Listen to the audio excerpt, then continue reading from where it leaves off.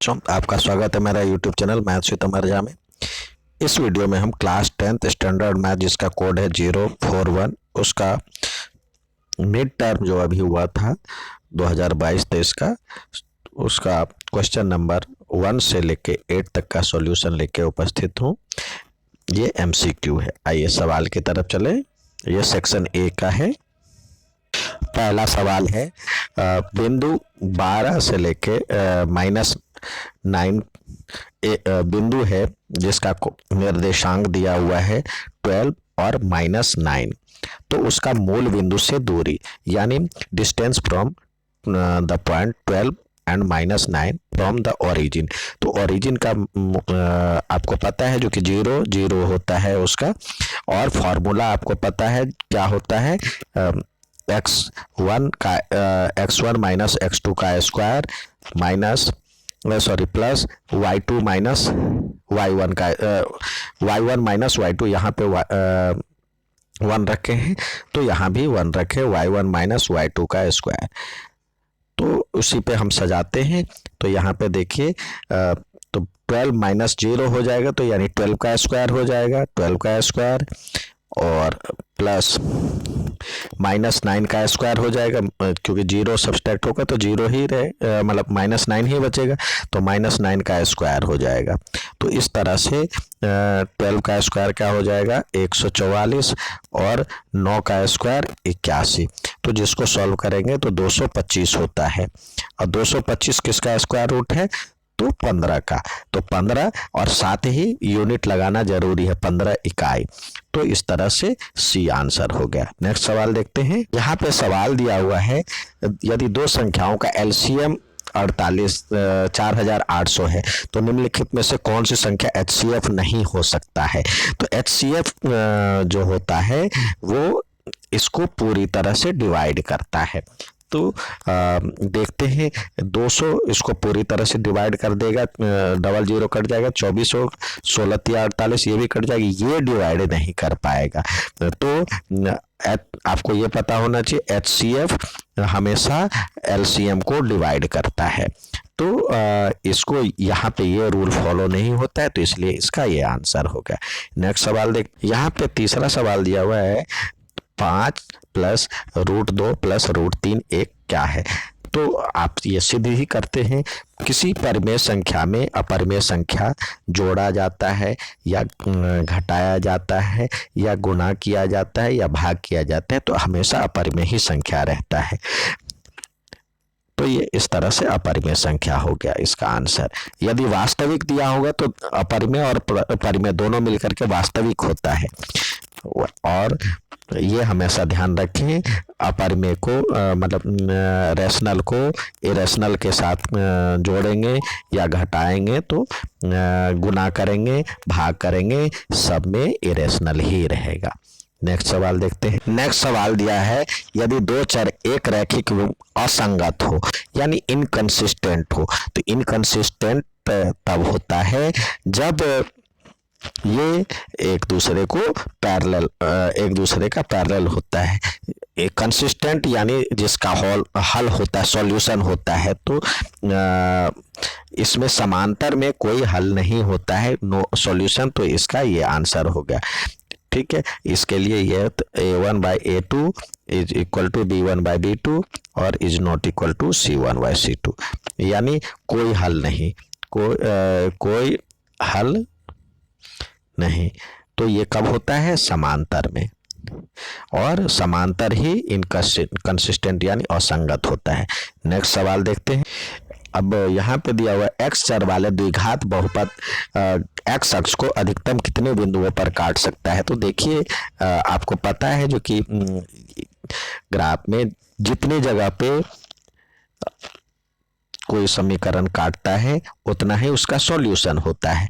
तो यहाँ अधिकतम द्विघात बहुपद है, तो कितने सॉल्यूशन होंगे, 2। तो 2 सॉल्यूशन होंगे तो 2 बिंदु पे इसको प्रतिच्छेद करती है, यानी इस तरह से होगा या इस तरह से होगा। ठीक है, तो ये इसका आंसर हो गया ऑप्शन ए। नेक्स्ट सवाल देखते हैं। यहाँ पे tan कॉट 30 डिग्री और टेन 30 डिग्री का वैल्यू ज्ञात करना है। तो कॉट 30 डिग्री का वैल्यू आपको पता है 1 बाई कॉट 30 का वैल्यू होता है √3 और इसका होता है टेन 30 का होता है 1/√3। तो ये ऊपर आकर के मल्टीप्लाई हो जाएगा तो √3 इंटू √3 हो जाएगा, तो जिससे इसका वैल्यू आ जाएगा 3। तो आंसर आ गया सी।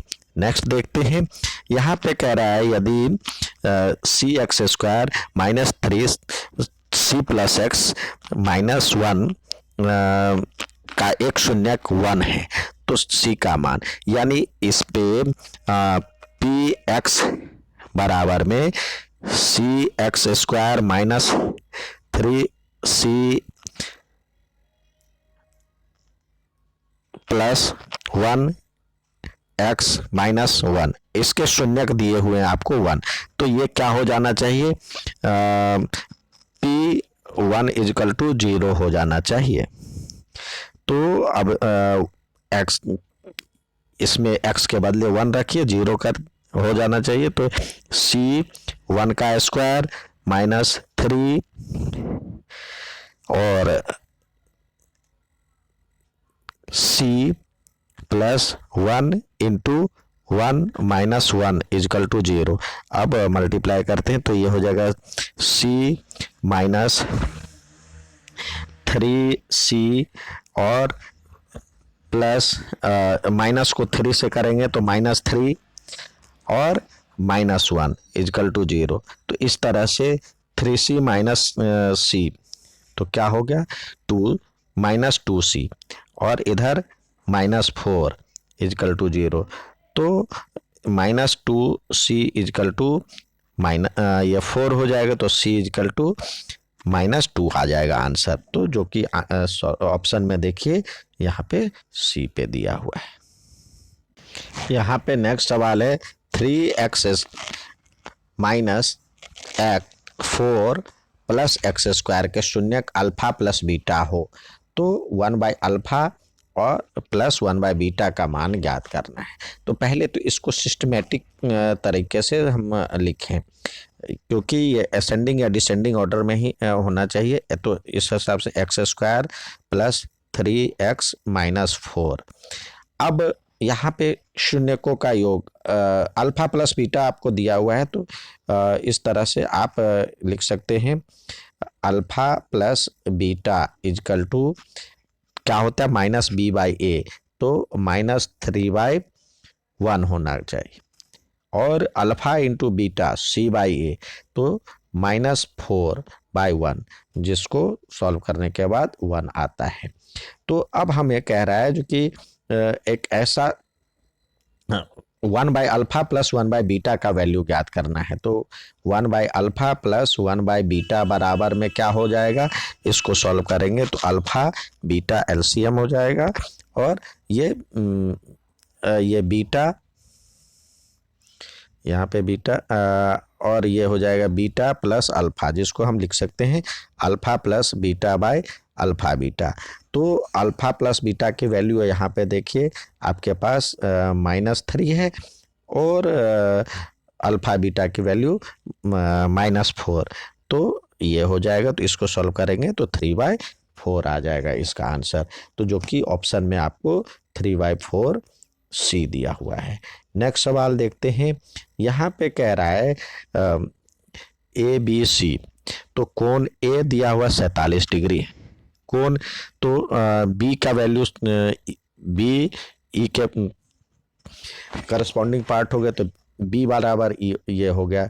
तो सी का वैल्यू याद करना है, तो 180 में से इसको घटा देंगे, इसका सम 47 + 83, जिसको जोड़ेंगे तो ये हो जाएगा 7 3 10 8 4 12 और 1 13। तो 180 में से 130 घट जाएगा तो ये हो जाएगा 50 डिग्री इसका आंसर। तो आंसर बी हो गया इसका आंसर।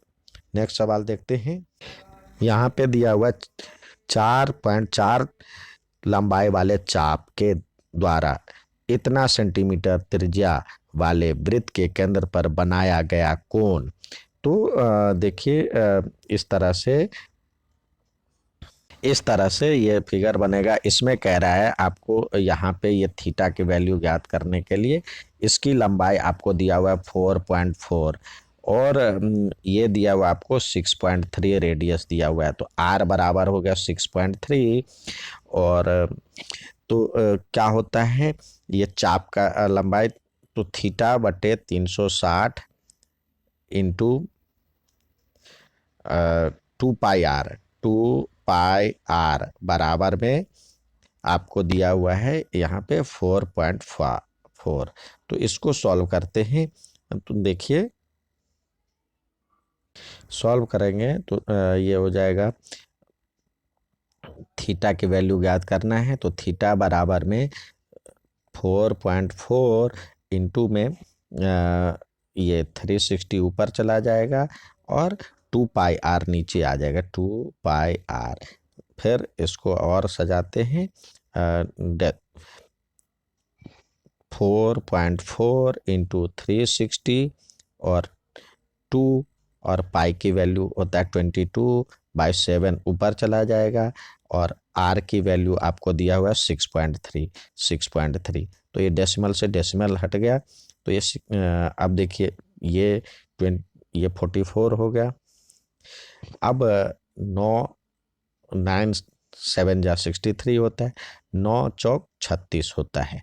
तो इस तरह से 4 से कट जाएगा, यानी यहाँ पे 40 डिग्री हो गया इसका आंसर। तो ये आपका आंसर आएगा 40 डिग्री। चलिए नेक्स्ट में, अच्छा लगे तो लाइक और सब्सक्राइब जरूर कीजिएगा। नेक्स्ट में नेक्स्ट वीडियो लेकर के उपस्थित होऊंगा। धन्यवाद।